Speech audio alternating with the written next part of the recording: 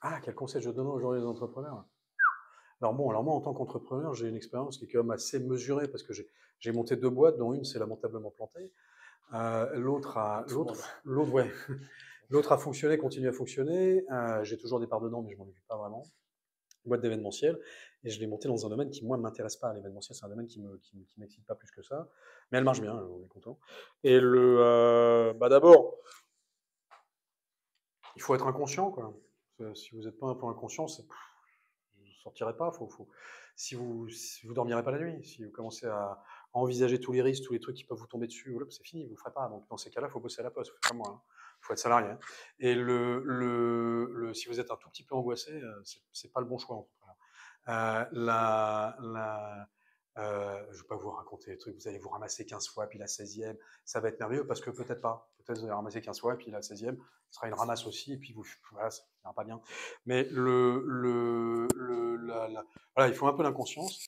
C'est ce panache napoléonien qui est absolument obligatoire. Il faut, l'inconscience au sens où il faut vraiment un petit brin de folie quand même, hein, parce qu'il faut être un peu mégalo, il faut croire un petit peu en vous au-delà du raisonnable. Et ça, c'est très important parce que si vous ne croyez pas en vous au-delà du raisonnable, vous n'amènerez jamais vos investisseurs, vos collaborateurs à vous suivre. Et moi, pour moi, ce qui est le plus important, bon, évidemment, vous trouvez un domaine qui vous plaît, c'est un truc, machin, il faut que vous soyez dans un truc qui vous passionne. Même si ça passionne que vous, à partir du moment où ça vous passionne, c'est très bien. C'est parce que vous allez lever tous les matins, vous serez content de le faire. Vous serez content de bouffer des pâtes parce que votre passion ne vous rapporte rien. C'est votre passion. Sinon, vous allez pas durer. Et l'autre truc, évidemment, c'est par rapport à un collaborateur et vos investisseurs, un vrai chef, et ça c'est Napoléon à nouveau, c'est quelqu'un qui vend de l'espoir, c'est un marchand d'espoir. Donc c'est un marchand qui vend une vision. Il faut que vous croyiez dans votre truc, vous y croyez bien sûr, mais ensuite il faut que vous ayez un bon storytelling, qui est tellement bon que vous allez finir par vous l'accaparer, vous dire ah non mais en fait c'est vrai. Et alors qu'en fait on est d'accord, c'est de la flûte marketing. Mais il faut que vous vraiment vous l'incorporiez complètement, parce que c'est la seule façon que vous allez réussir à la vendre à quelqu'un et à des équipes. Je vais vous donner un exemple. Moi, quand j'étais en Inde, j'ai été expatrié en Inde pendant 7 ans pour monter un projet pour le groupe Safran, qui était l'état civil biométrique de tous les Indiens. Il fallait prendre les 10 doigts, les 2 yeux et le visage de tous les Indiens. Le groupe Safran, grosse machine, machin, etc., etc. On remporte ce truc, incroyable, très beau projet, très beau budget, machin. Je suis expatrié en 48 heures, il faut que je monte l'usine, que je monte le projet. Comment est-ce que je fais pour embarquer toutes les équipes derrière moi sur un sujet qui est potentiellement Big Brother, qui est potentiellement un truc de fasciste? Ouais, parce qu'on se dit, ah ouais, non, salaud de français, ils vont encore ficher, on se croirait la collaboration, 39-40, machin, etc., etc. Tout simplement parce que ce projet, son objectif était de sortir 500 millions de personnes de la très grande pauvreté. Donc, j'ai travaillé un argumentaire, j'ai travaillé mon truc, j'ai bossé avec le Premier ministre de l'époque, j'ai bossé avec le et j'ai pu expliquer en interne que tout le temps que vous allez passer sur ce projet, ça va permettre effectivement à 500 millions de personnes de sortir de la très grande pauvreté. J'ai jamais vu autant de personnes vouloir travailler autant pour un projet. Les mecs faisaient sauter leur week-end, demandaient absolument pas d'heures sup, étaient prêts à venir en Ryanair à New Delhi pour pouvoir bosser sur le truc, c'était dingue. À partir du moment où vous donnez quelque chose qui est beau, il faut un projet qui, en gros, idéalement, qui rassemble et qui dépasse les gens. C'est ça. Alors, c'est pas toujours comme ça, hein. Si vous êtes dans le yaourt, rassembler, dépasser les gens. Mais voilà, il faut que ça, c'est quelque chose de très très important. Pour moi, c'est le plus important. L'avantage comparatif numéro un de la France, c'est l'énergie. On a cette capacité nucléaire qu'on a beaucoup saboté, hein, de Jospin à Hollande en passant par le président Macron. Mais le président Macron là, il a fait un virage à 180 degrés, donc on est reparti. Ça, c'est bien.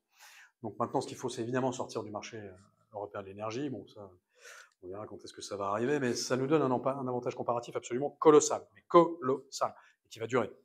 Il y a un deuxième avantage comparatif qu'on a, c'est qu'on a des cerveaux absolument magnifiques qu'il faut conserver. Alors ça, c'est pas très compliqué pour conserver les cerveaux. À nouveau, il faut les faire rêver, il faut les payer. Donc il faut leur donner des projets magnifiques avec l'intelligence artificielle, avec la conquête spatiale, avec l'espace maritime français. Il y a quand même des belles choses à faire sur la transition écologique, sur la santé, sur l'éducation. Et il faut les payer, ces gars-là. Hein, ou n'attrapez pas des mouches avec du vinaigre. Le responsable de l'intelligence artificielle de Google en 2020, c'était un Français.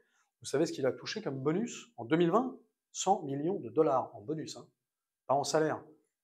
Pardon, mais c'est ce qu'il faut payer. Quand on emmerde un Carlos Tavares parce qu'il est payé 32 millions d'euros, je sais pas quoi, bah oui, bah voilà. c'est le Mbappé de l'industrie automobile, le gars, donc on le paye.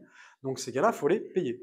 Il faut payer les chercheurs, il faut payer les meilleurs innovateurs, les meilleurs entrepreneurs, il faut les payer. Donc là, et on a des cerveaux superbes. Et on a deux éléments, en plus de l'électricité et de nos cerveaux, qui sont colossaux. C'est un, le domaine maritime, c'est pas le deuxième, c'est le premier. Depuis les accords Transplac de 2020 ou 2021, qui sont des accords des Nations Unies, on a le premier domaine maritime mondial. Et je ne sais pas pourquoi, on a l'impression qu'ils cherchent à le foutre en l'air, le domaine maritime. Ils laissent tomber Mayotte pour expliquer qu'ensuite, il va falloir laisser tomber tout le reste, c'est surtout pas de domaine maritime. Complètement con. On a les ressources halieutiques, on connaît 10% de la biodiversité des fonds marins. Et sur les 10% qu'on connaît, ça a déjà généré des centaines de milliards de profits. Qu'est-ce qu'on attend? Enfin, il faut faire des centres d'excellence sur la biodiversité, sur les ressources halieutiques, en énergie, en santé, en nouveaux matériaux. Enfin, il y a des choses incroyables à faire sur les fonds marins. Ça, c'est un levier de prospérité qui est une évidence totale, qui n'est pas du tout mis en avant. On a un vague secrétariat général à la mer, c'est honteux. La France est une puissance maritime, elle devrait se vivre comme puissance maritime. Rappelez-vous que la plus grande frontière en France, elle fait plus de 1000 km et c'est avec le Brésil. Donc l'autre levier de puissance en France, c'est la francophonie. La francophonie, l'Organisation internationale de la francophonie, c'est 88 États, qui représentent à peu près 700 millions de personnes. Dans les 700 millions de personnes, vous avez en fait 300 millions de locuteurs français, donc ils parlent vraiment français. Le taux de croissance de ces 88 pays, avec beaucoup de variations, c'est 7%. Nous, on est en récession. Hein. Quand on vous dit qu'on est à 0,2%, c'est pas vrai. Hein. C'est trimestre par trimestre. En fait, on est à moins quelque chose. Parce qu'évidemment, Bruno Le Maire et tous ces super spécialistes. Bon, voilà. Et là, ça fait 7 ans, c'est un scandale. Quoi. Le mec, ça fait longtemps qu'il aurait dû être viré. On a quand même un vrai problème. Hein. Sous Napoléon Bonaparte, par exemple, un Bruno Le Maire, espérance de vie 17 secondes. Mec, ça dégageait, mais mais immédiatement. Et la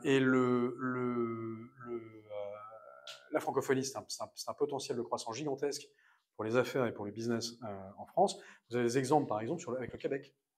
Donc là, il y a beaucoup de sociétés françaises qui vont s'installer au Québec, qui leur permettent d'avoir une porte d'entrée vers le marché américain.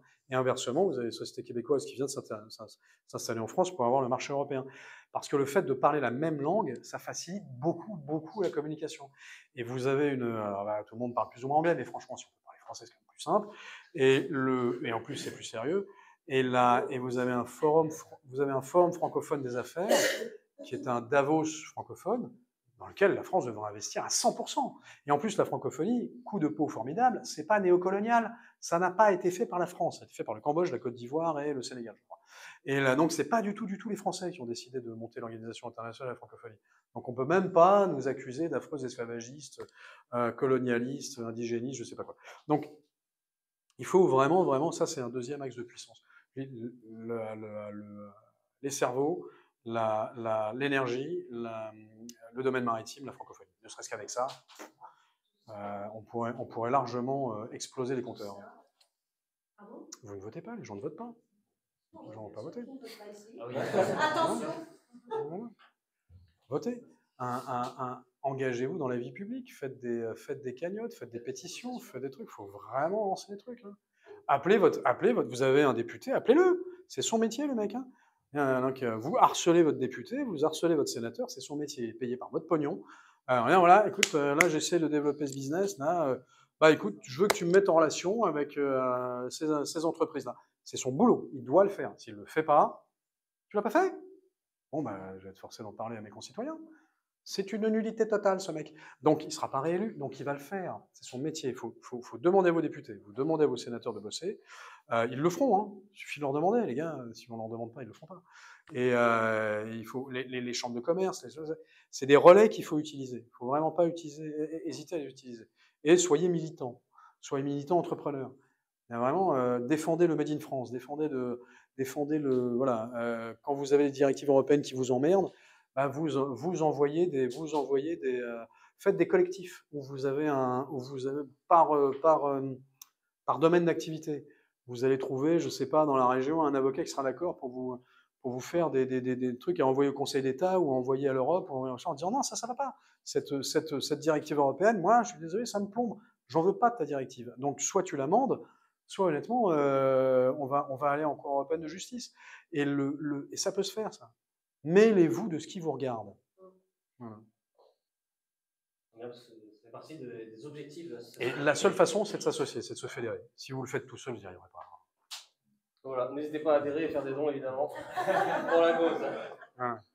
Si je peux rajouter quelque chose, du coup, là, vous venez de décrire un développement plutôt par le bas. Ouais. Le bonapartisme, c'est quand même. Ouais, c'est par le haut, C'est définitivement vraiment un par le haut. développement Ouais, par le haut. Comme vous avez dit, Bruno Le Maire, il aurait fait 17 secondes. Ouais, Le problème, 15. c'est qu'on n'a pas Napoléon, mais on a Macron. Ouais. Est-ce que, du coup, dans cette vision-là, vous pensez que l'idée de l'homme providentiel est une idée qui est concrète aujourd'hui? Et si oui, Alors, ouais. Où est-il? Alors, Qui est-ce alors l'idée de l'homme cache-t-il? providentiel, alors, elle est concrète parce que la France est monarchiste, dans le sens où la France a besoin que son pouvoir soit incarné. La France n'est pas dynastique, elle est monarchique. C'est-à-dire qu'elle a besoin que les Français et la France, en tous les cas, la France d'aujourd'hui, la France de demain, on verra, parce qu'elle est en mutation. La France d'aujourd'hui reste monarchique au sens où on aime que le pouvoir soit incarné. Macron en est une illustration. Jupiter, le maître des horloges, la pensée complexe. Voilà. Donc, à chaque fois, ils incarnent ça. Mais on ne veut pas de dynastie. On ne veut pas que le fils Sarkozy soit président, on ne veut pas que le fils de Gaulle soit président. On veut quelqu'un qui incarne le pouvoir. Donc, en ce sens, c'est très bonapartiste. Il faut que ce soit incarné.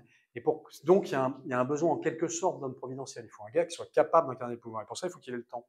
Si vous lui donnez que 5 ans, vous en faites un super Premier ministre, le type, c'est un homme politique. C'est plus un chef. C'est plus un chef d'État. Un chef d'État qui a 7 ans, il va être homme politique jusqu'à ce qu'il devienne président. Il a 7 ans devant lui, il n'est plus tenu par les partis. Son parti peut fonctionner, s'effondrer, il s'en fout, il est élu, le mec. Et donc, il va avoir des visions, exactement ce qu'a fait De Gaulle, à peu près ce qu'ont fait Pompidou et Giscard. Et regardez, c'est ce qu'a fait Mitterrand. Hein. Mitterrand, il a joué sa carte. Hein. Il a joué le peuple de gauche parce que c'était de la démagogie de Florentin, comme c'est le faire Mitterrand. Mais là il y a assez 11 ans au pouvoir, la chose qui fait que l'homme providentiel fonctionne, c'est bonapartiste, le plébiscite, le référendum. Quand vous donnez 7 ans à quelqu'un, et qu'il n'est pas là de droit divin comme ça a été avant, il faut que ce soit relégitimé régulièrement par des référendums. Donc il faut qu'il y ait au moins tous les 2 ans un vrai référendum sur un sujet de société de fond.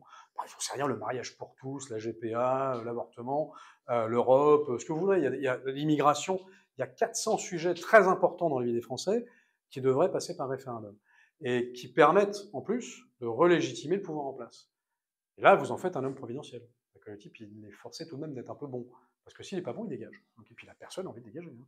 Donc il est forcé d'être bon. Regardez, De Gaulle, 69, le référendum qui est sur la déconcentration, hein, qui est un référendum où tout le monde nous dit « Ah, le jacobinisme français, quelle horreur !» De Gaulle propose de déconcentrer l'État français, mais le peuple vote contre lui, parce qu'à l'époque, il y a déjà Danny Cohn-Bendit, CRS égale SS, machin, etc. Et donc le pauvre De Gaulle se fait jeter. Et je dis « Ok, je m'en vais. » Et c'est comme ça que vous faites des hommes providentiels. Les empereurs étaient comme ça. Napoléon Ier, je ne sais pas combien il y a eu de référendums, enfin de plébiscites.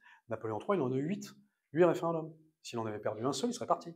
Et 8 référendums, bon, sur les 8, il faisait entre 60 et 75% de résultats. Vous vous dites, ouais, ok, ce truc est l'africaine, le truc est magouillé. Croyez-moi, hein, on n'aime tellement pas Napoléon III que tous les historiens marxistes ont été fouillés dans les trucs pour vérifier, pour démontrer qu'il y avait des preuves de manipulation des votes. Ils n'en ont trouvé aucune. Donc, à la marge, il y a eu quelques petits trucs. Mais très clairement, il les faisait, ces 75%. Donc, sinon, croyez-moi, on l'aurait dit tout de suite. C'est Bokassa, c'est pas Napoléon III. Bah non.